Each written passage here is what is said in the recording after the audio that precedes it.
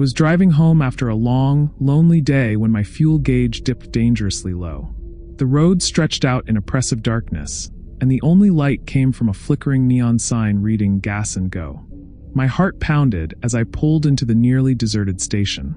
Stepping out into the chill of the night, I was immediately struck by the isolation.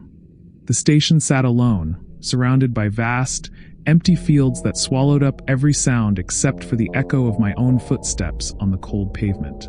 The store's interior was dimly lit, with a single, sputtering fluorescent light that did little to chase away the creeping shadows. Dust lay thick on the shelves and counters, and the air felt heavy, as if it hadn't been disturbed in years.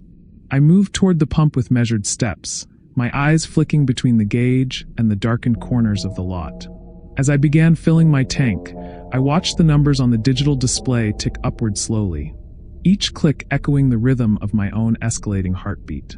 Then I saw him, a man standing by the pumps, half hidden in shadow. His presence was as sudden as it was inexplicable.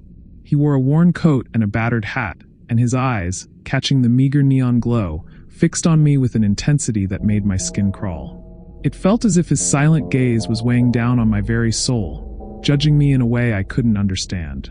I told myself it was just a trick of the light or a product of my tired mind, yet an overwhelming sense of dread began to seep into my bones.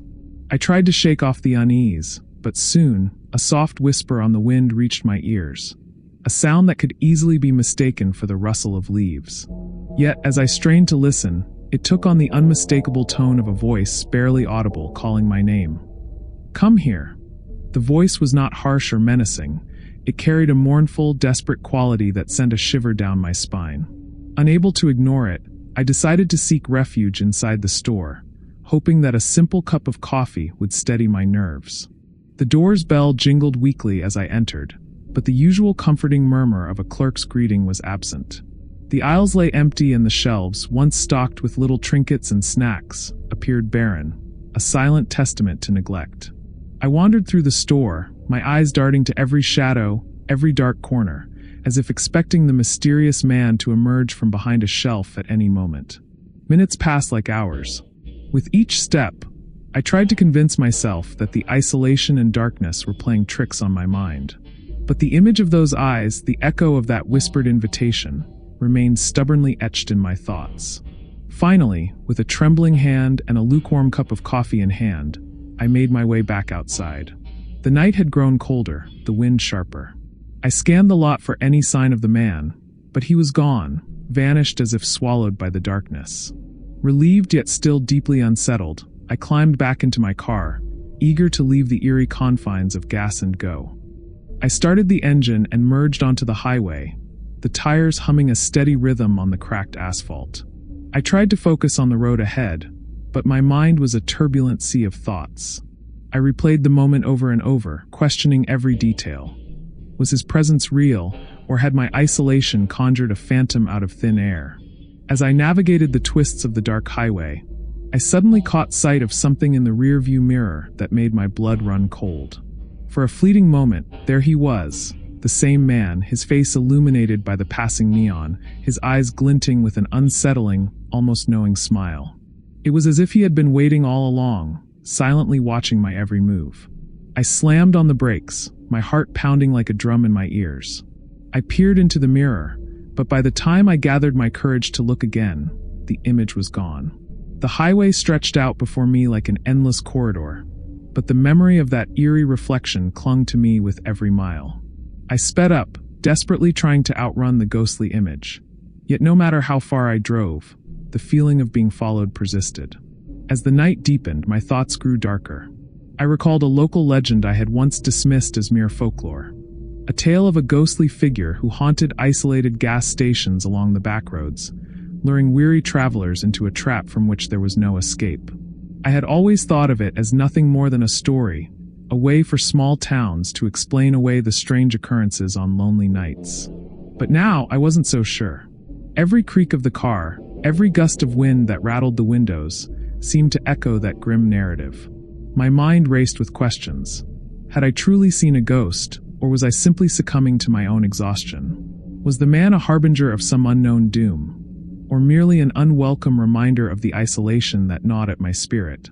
The more I thought about it, the more the road itself seemed to warp into a labyrinth of shadows and uncertainty, a maze with no clear exit.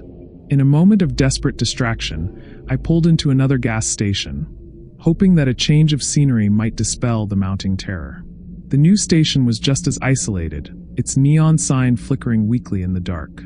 I sat in the parking lot for a few moments, clutching a steaming cup of coffee, trying to convince myself that I was safe. But as I sipped the coffee, I couldn't shake the feeling that I was being watched. I looked around, and for an instant, I swore I saw a silhouette standing under the glow of a flickering light. Panic surged through me, and I left the lot without another word. Eventually, I returned to my car and resumed my journey home. The dark highway seemed to stretch on forever, each mile steeped in an oppressive, almost suffocating gloom. My thoughts circled back to that fateful night at Gas and Go. The mysterious man, the haunting whisper, and that chilling smile in the rearview mirror. I wondered if I was trapped in a loop, cursed to relive the encounter every time I drove on these desolate roads. As I neared my home, a momentary glimpse in the rearview mirror sent my heart into a final spasm of terror. There, for the briefest of moments, was that same eerie smile, as if the ghostly figure had stowed away in the back seat, waiting for me to let my guard down. I pulled over to a stop, my hands white-knuckled on the steering wheel, and sat in silence for what felt like an eternity. Even now, years later, I drive on dark, lonely highways with a heightened sense of dread. Every unexpected flicker of light, every whispered sound carried by the wind, reminds me of that night. I have tried to convince myself that it was a trick of the mind, a product of fatigue and isolation, but the memory persists. In the quiet moments, when the road is empty and the night is deep, I sometimes catch a glimpse of that ghostly reflection in a mirror, and I wonder if the man is real, or if he is merely the embodiment of my deepest fears. The mystery remains unsolved, a lingering enigma that defies explanation. I still question whether I truly left that gas station behind or if, in some inexplicable way, it has become a part of me. The boundaries between reality and nightmare blur on those endless highways, and I am left to wonder, am I ever truly alone on the road, or is that haunting figure waiting, just beyond the edge of sight, ready to return? Every time I drive, I carry with me the heavy burden of that night, the eerie smile forever etched in my memory. And though I have moved on with my life, the ghost of Gas and Go lingers, a silent reminder that some encounters are never meant to be forgotten, that the past, no matter how far behind, can always find its way back into the present. I was closing up my shift at a rundown gas station on the edge of town when he walked in, a solitary figure with a ragged coat and eyes that seemed to hold centuries of sorrow. I'd been working nights for years, and I'd seen my share of oddities, but nothing prepared me for the chill his presence brought. He moved silently toward the counter, and even before he spoke, I felt the weight of his gaze settle over the room like a heavy fog. He ordered a cup of weak coffee and a pack of stale cigarettes.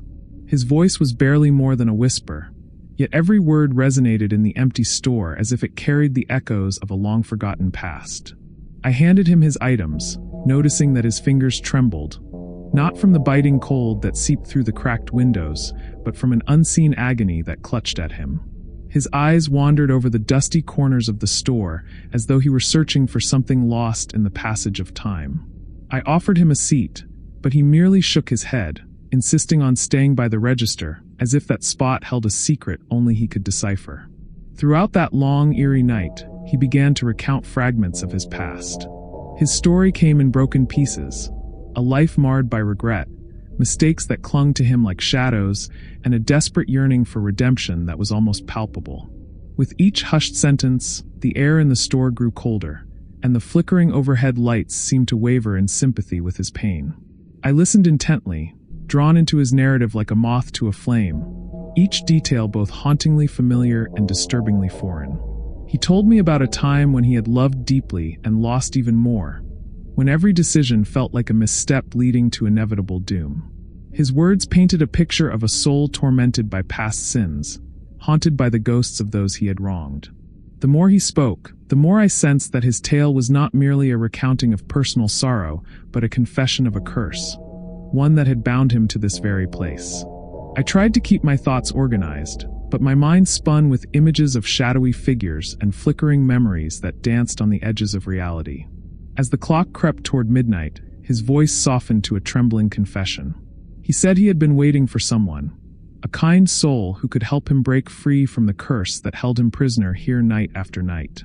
His words were laden with an almost unbearable despair, and at that moment, the lights overhead dimmed further, as if the store itself were mourning his fate. A low hum vibrated through the walls, a sound that seemed to rise from the very foundation of the building, echoing the sorrow of his life. Before I could ask another question, before I could even muster the courage to reach out to him, he vanished. One moment he was there, his gaunt features etched in the dim light, and the next, he had evaporated into thin air. All that remained was the lingering smell of smoke and despair, a faint aroma that clung stubbornly to the stale air. I stood frozen behind the counter, my heart pounding in my chest as I tried to comprehend what had just transpired. Had I really seen him, or had my tired mind conjured him from the depths of some personal nightmare? I cleaned up the register slowly, each movement weighed down by the haunting memory of his presence. The silence that followed was suffocating, and I couldn't shake the feeling that I might have encountered something far beyond a mere troubled soul. A ghost, perhaps, or the living embodiment of a long-forgotten curse. Every creak of the building, every whisper of wind against the glass, took on new, ominous significance. I began to wonder if I had inadvertently become part of his tragic tale, a reluctant witness to a story that would continue to haunt me long after the night had ended. The incident left me with a lingering question that tormented me over the following days and nights. Had I met the last customer, or was he simply the first victim of a curse that haunted this very place? Even as I resumed my daily life, the memory of his sorrowful eyes and trembling voice would surface at the most unexpected moments. A reflection in a dark window, a fleeting shape in a rainy street, or the soft murmur of a voice that sounded eerily like his. I began to notice details I had never seen before in that gas station. An old ledger tucked away behind the counter, faded photographs on the wall, and a mysterious plaque with a name I didn't recognize. Each small clue deepened the enigma, as if the building itself were a repository of lost souls and unspoken secrets. Now, every night when I lock up and head home, I can't help but wonder if he will return. The thought haunts me like a persistent specter. Sometimes, when the night is at its darkest and the wind carries whispers of forgotten memories, I feel as if I'm not alone. I glance at the register or peer through the door's small window, half expecting to see that sorrowful face watching me with those tired, ancient eyes. And though I try to convince myself that it's just my imagination, a part of me remains convinced that I crossed paths with something supernatural, something that exists in a liminal space between the living and the dead. As the days turn into weeks, I've started to document the strange occurrences at the station. I jot down every detail. The way the lights flicker at midnight, the unexplained chill that sweeps over the store, and the occasional appearance of that lingering scent of smoke. Each note is a reminder that the past is never truly gone. It lingers, ready to resurface when you least expect it. The curse he mentioned, the idea that someone might be waiting to help break it, now feels like an invitation into a realm of mysteries I never wished to explore. I sometimes think about what might have been had I dared to stay and ask him more questions that night. Could I have helped him? Or would I have been dragged into the depths of his sorrow, cursed alongside him? The uncertainty gnaws at me, a quiet terror that never fully fades away. Every time I lock up and walk to my car, the echo of that last customer's footsteps seems to follow me, as if his fate were somehow intertwined with my own. In the end, I've come to accept that some mysteries are best left unsolved, some curses unbroken. And yet, every night, as I pass by the old gas station or catch a glimpse of a familiar figure in the shadows, I wonder if the cycle will repeat. The memory of that final, sorrowful encounter has become a permanent part of my life, a reminder that sometimes, the line between the natural and the supernatural is thinner than we dare to imagine. I remain ever vigilant, haunted by the possibility that one day, when I least expect it, the last customer might come knocking again, this time for me. It was one of those rainy evenings where every drop seemed to echo in the empty air, and the world felt washed in a cold, gray light. I had been driving for hours, seeking refuge from a relentless storm that turned the highway into a river of headlights and rain. When my fuel gauge dipped dangerously low, I pulled into a nearly deserted gas station on the outskirts of town. The neon sign, dim and flickering, read "Gas and Go," its weak glow barely cutting through the downpour. I parked, the windshield wipers doing their best to clear the sheets of rain, and stepped out into the chill of the night. The station was as isolated as it could get, surrounded by empty fields that stretched into the darkness, with nothing but the sound of rain and my own footsteps echoing against the concrete. I moved to the pump, the only source of light in that corner of the world, and began refueling. That's when I first heard it, soft, unintelligible whispers coming from the pump itself. At first, I blamed the wind for the eerie sounds. After all, the storm was howling outside, and the gusts could easily play tricks on a tired mind. But as I listened closer, the murmur grew more distinct, almost pleading in its tone. My heart started pounding faster. I leaned in, my hand hovering over the pump handle, and realized that the whispers were forming words, a garbled message that sounded desperate, as if someone was begging for help. "Help me," the voice seemed to say, each syllable laced with sorrow and urgency. I glanced around, my eyes straining in the dim light, but the station was as empty as I had seen it before. With trembling hands, I continued to pump gas, each drop fueling not only my car but also a growing sense of dread that tightened its grip on me. Unable to shake the feeling of unease, I stepped back and decided to seek refuge inside the small convenience store attached to the station. I needed answers, or at least something to distract my racing thoughts. The bell above the door jingled weakly as I entered, and I was met with a sparse interior. Dusty shelves, a counter with faded stickers, and a lingering smell of old paper and stale air. I wandered between the aisles, my eyes scanning for anything that might explain the strange phenomenon at the pump. After a few minutes of fruitless searching, I discovered a faded newspaper clipping wedged behind a stack of old magazines on a neglected shelf. The headline, barely legible in the low light, told a grim tale. Decades ago, on a stormy night much like this one, a young woman had vanished at this very gas station. The article recounted how she was last seen near the pumps, her desperate cries for help lost in the roar of the storm.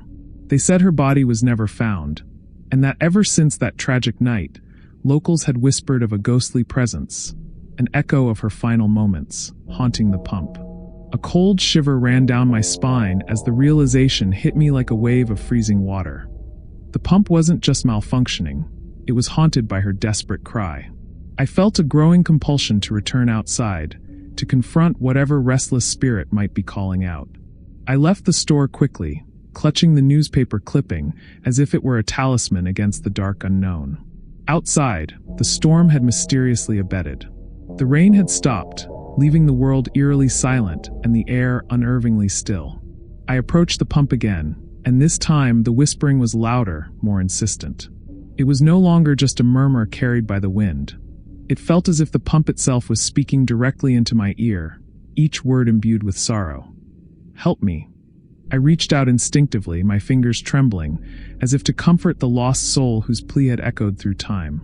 But the moment my hand touched the pump, I was met with an icy chill, as if I had brushed against a presence that belonged not to the living world. For a long moment, nothing happened. I stood there, frozen, heart pounding, trying to process the surreal encounter. The silence that followed was heavy, oppressive, a silence that seemed to beg for answers. Slowly, I pulled my hand away, and the whisper subsided into the background noise of the still night.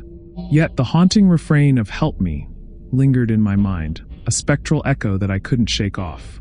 Reluctantly, I climbed back into my car, the newspaper clipping still clutched in my hand. As I started the engine, my eyes involuntarily drifted to the rearview mirror. In that brief reflection, I swore I saw a spectral figure standing by the pump, a young woman, her eyes brimming with sorrow and longing. Her image was faint, almost transparent, yet unmistakable in its despair. For a fleeting moment, it felt as if she was watching me, silently pleading for someone to understand the tragedy that had befallen her. I accelerated slowly, the engine's hum punctuating the stillness of the night. Every mile I drove deepened the mystery. I replayed the events over and over in my mind. The voice, the newspaper clipping, the ghostly figure in the mirror. It was as if the station had etched itself into my fate, binding me to a story that was far older and more tragic than I could ever have imagined. Over the following days, I couldn't shake the experience. I found myself returning to that gas station in my thoughts, questioning whether the ghostly whispers were a mere trick of the mind or a real call from beyond the veil. I researched local archives and talked to a few older residents, who confirmed that there had long been rumors of a restless spirit at that very station. They spoke in hushed tones of the girl who had vanished during a storm and how her sorrowful cry for help was said to echo through the night, an eternal plea for closure. Yet, despite my investigations, I never found a definitive answer. The mystery remained locked in time, much like the station itself, a relic of forgotten sorrows and unanswered questions. Every time I drove on lonely roads late at night, I felt a chill run down my spine, as if I were being watched by unseen eyes. Sometimes, when the wind was just right, I thought I could hear that same desperate whisper calling out, "Help me."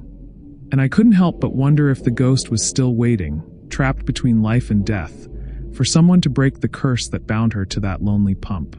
Now, each time I pass a gas station on a dark, rainy night, I brace myself for the possibility of hearing her call.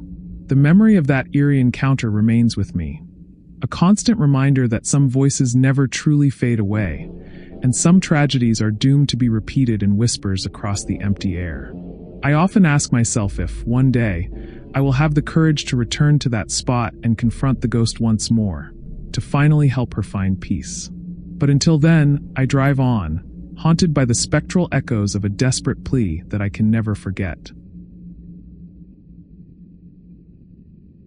Working the graveyard shift at our little town's gas station had always been uneventful, until that fateful night. I'd done this job for years, and the routine was comforting in its predictability. The hum of the old neon lights, the steady drip of a leaking roof, and the occasional, mundane visit from a tired traveler. But that night, as the clock edged toward midnight, the familiar monotony began to unravel. I was alone, or so I thought. The station was silent except for the low buzz of the flickering neon, open 24 hours sign, and the static on the security monitors. I had just finished my shift's paperwork when something odd caught my eye on the camera feed. Usually, the monitors showed empty aisles and quiet pumps bathed in the soft glow of streetlights. Tonight, however, the feed flickered and for a brief moment revealed fleeting images. Figures moving in the shadows behind the aisles, where there shouldn't have been anyone. At first, I tried to convince myself it was just my eyes playing tricks in the dim light. I told myself that long hours tend to do that. But a nagging sense of dread crept in as I watched the grainy screen. I adjusted the angle and focused, trying to get a better look. The figures were indistinct, like silhouettes drifting at the edge of the frame, vanishing as quickly as they appeared. Before I could process my unease, I heard footsteps echoing outside in the empty lot. My heart began pounding, and I slowly walked to the window, peering out through rain-streaked glass. Under the weak light of a flickering street lamp near Pump 3, a figure stood. The man wore a wide-brimmed hat that obscured his face, and he simply stared back at me as if he had been waiting all along. A chill crawled up my spine, and instinctively, I locked the door and returned to the counter, trying to focus on my tasks. Throughout the next hour, the uneasy feeling persisted. Every few minutes, I caught faint, low murmurs in the background, whispers that seemed to seep through the walls of the store. I couldn't tell if they were coming from outside in the pouring rain or from within the building itself. I tried to ignore them as I prepared the register for the next customer, but my hands trembled as I fumbled with the buttons. Each whisper felt like an urgent, disjointed plea that I couldn't quite decipher, as if someone, or something, was desperately trying to get my attention. As the night deepened, the whispers grew louder and more insistent. I took a break to gather my thoughts and sat behind the counter, listening intently. The sound was almost hypnotic, a mix of sorrow and desperation that seemed to echo in the corners of my mind. I recalled local legends, the kind of stories old-timers share about spirits and curses on nights like these, but I had always dismissed them as mere superstition. Now, however, I wasn't so sure. At around 2 a.m., just when I thought I couldn't take it any longer, the front door creaked open. My heart stopped for a split second as I turned toward the sound. There, in the doorway, stood the mysterious figure from earlier. His eyes, barely visible beneath the shadow of his hat, glinted in the dim light. He didn't say a word. He just stood there, his presence heavy and inexplicable. Summoning every ounce of courage, I managed to ask in a shaky voice, "Can I help you?" My words felt feeble in the oppressive silence. The man didn't respond. Instead, he slowly backed away, each movement deliberate, until he disappeared into the dark, rainy night. No sound followed him. He vanished as if swallowed by the shadows. The whispers seemed to intensify at that moment, filling the silence with a feverish urgency.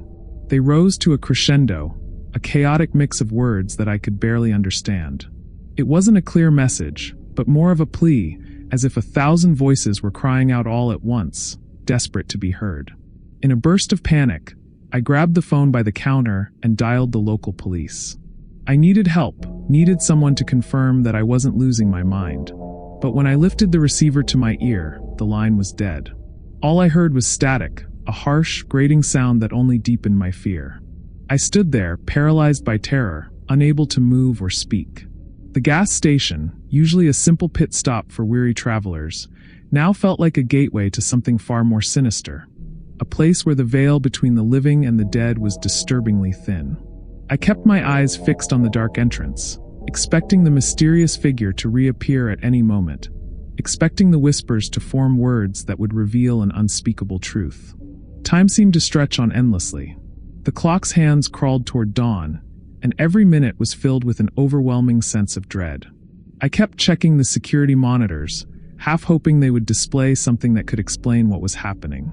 Instead, the screens remained static, showing nothing but empty aisles and the familiar pumps outside, now shrouded in the murky light of early morning.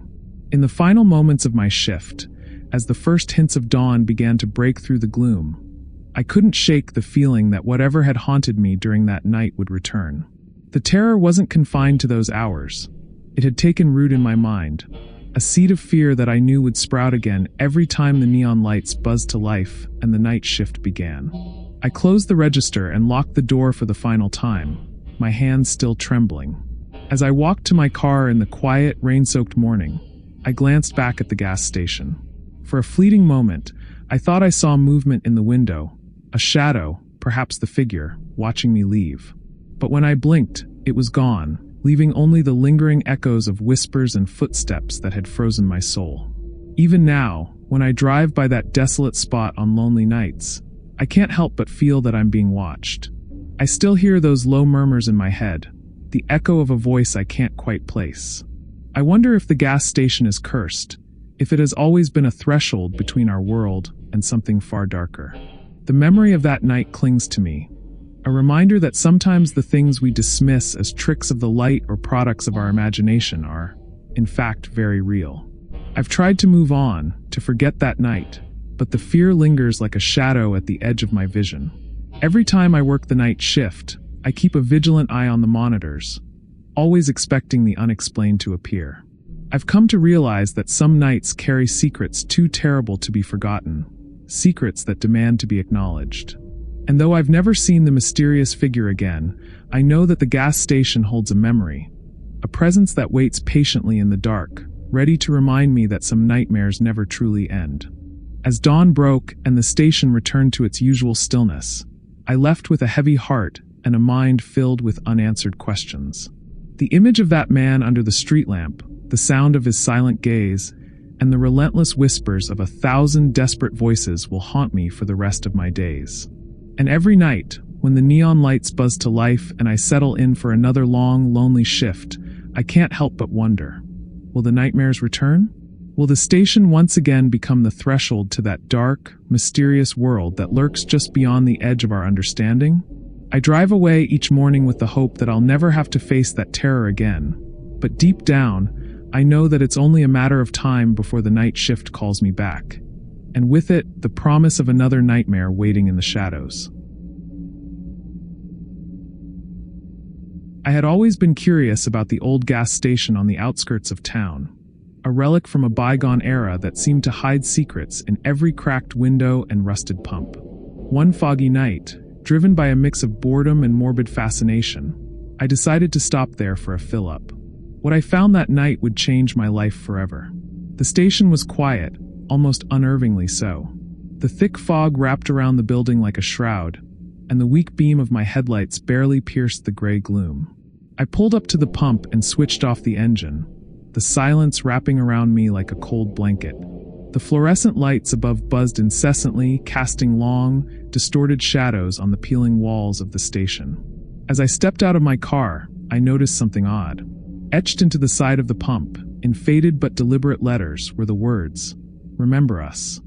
At first, I brushed it off as nothing more than vandalism, a senseless act of graffiti by a bored teenager. But a nagging feeling, a prickling at the back of my neck, urged me to look closer. I finished pumping my gas with distracted hands, my eyes darting back to the inscription every few seconds. When I finally climbed back into my car, I couldn't shake the feeling that there was more to this place than met the eye. Instead of driving away immediately, I parked a little further down and walked back to the station. My curiosity was stronger than my fear. Inside, the small convenience store was dimly lit and smelled of stale coffee and dust. I wandered between the narrow aisles, my footsteps echoing softly on the worn linoleum floor. I wasn't really expecting to find anything of note, but then I spotted something tucked behind the counter. A battered old ledger. Its cover was cracked and the pages yellowed with age. I carefully pried it loose and began to flip through its pages. The ledger was filled with handwritten names and dates, a record of every customer who had stopped by. As I read, my pulse quickened. Most of the entries ended abruptly, as if each person had vanished without a trace. There were notes beside many of the names, scribbled annotations like "gone too soon" or "never left." It was as if the station itself had swallowed these lives whole. A sudden creak from the back room sent shivers down my spine. I set the ledger down on the counter and followed the sound, my heart pounding in my chest. Clutching a flashlight, I stepped into a narrow corridor that led to a locked door. The wooden floor creaked beneath my feet as I edged closer. With trembling fingers, I managed to pry the door open. What I saw inside made my blood run cold. The room was frozen in time, a shrine to forgotten souls. Faded photographs hung crookedly on the walls, and dusty mementos were arranged in a haphazard display on a rickety table. In the center of the room stood a large, grimy mirror. I approached it slowly, the beam of my flashlight bouncing off its surface. But as I drew nearer, my reflection wavered. For a brief, horrifying moment, I did not see myself. Instead, I saw a multitude of haunted faces, their eyes pleading and mouths silently screaming. The mirror seemed to hold the souls of those who had been lost, trapped behind the glass. The air in the room grew heavy and a soft, sorrowful whisper filled the space. "Help us!" The voice was barely audible at first, but soon it became a chorus of despair, echoing from the corners of the room. I stepped back in terror, my heart hammering so hard I thought it would burst from my chest. The mirror began to crack, thin lines spreading across its surface like spiderwebs. With every fracture, I caught flashes of a past I couldn't comprehend. A tragic end of lives once full of hope, dreams cut short and buried within these walls. I felt a suffocating presence, as if the station was demanding remembrance, pleading to be freed of its cursed secret. In that heart-stopping moment, I realized that this wasn't merely a stop for fuel.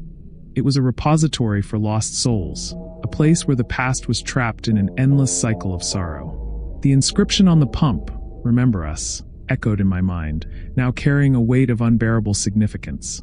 I turned and fled from the room, my footsteps echoing through the empty corridors as I raced back into the main store. The ledger lay abandoned on the counter, its secrets now etched into my memory. I didn't wait to gather my thoughts. I burst out of the building into the cool, damp night, and I didn't stop running until I was back in my car.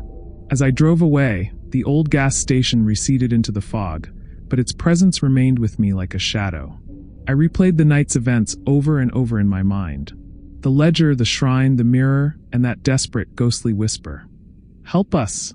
Each detail seared itself into my consciousness. I knew I could never forget what I had witnessed. In the weeks that followed, I found myself haunted by that night. Every time I passed a weathered gas pump on a lonely highway, I would pause, half expecting the faint murmur of a desperate plea to rise up from the darkness. I began researching the history of that station, digging through old newspaper archives and local records. The more I learned, the more unsettling the truth became. Apparently, the gas station had once been a bustling stop during the early days of the town, a beacon of life on a long, desolate road. But over the years, tragedy had struck. Several people who stopped there had disappeared under mysterious circumstances. Rumors had swirled for decades about a curse, of lives stolen away by a force that dwelled within the very walls of the station. The ledger I had found was a record of those lost souls, each entry a testament to a life abruptly ended. Every new piece of information deepened my horror.